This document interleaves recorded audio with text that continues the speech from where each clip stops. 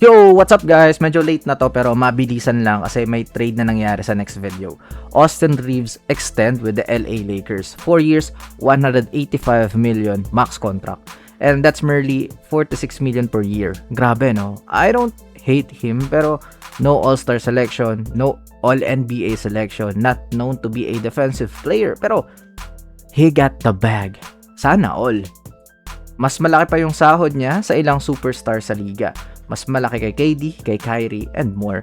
Pero mas mako-compare to kay Jalen Bronson. Kasi si Bronson, grabe yung pay cut na ginawa niya para lang matulungan yung Knicks na makakuha ng pieces. Pero ayun, ginusto yun ni Bronson. Pero worth it naman.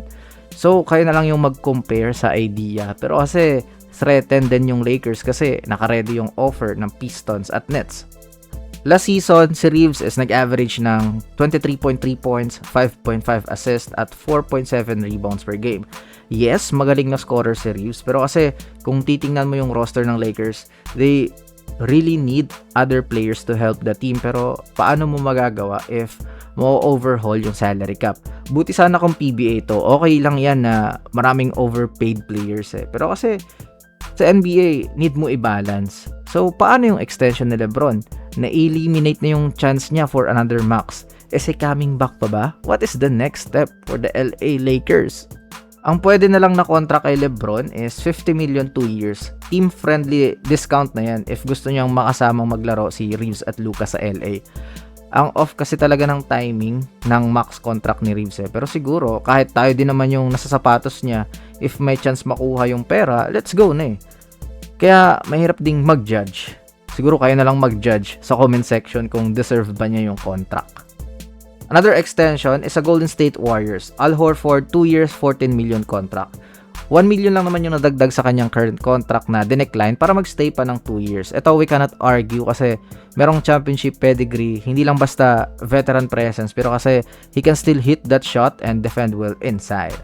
Papasok rin sa kanyang 20th season sa NBA, mga ilang players lang ang nakakagawa niyan.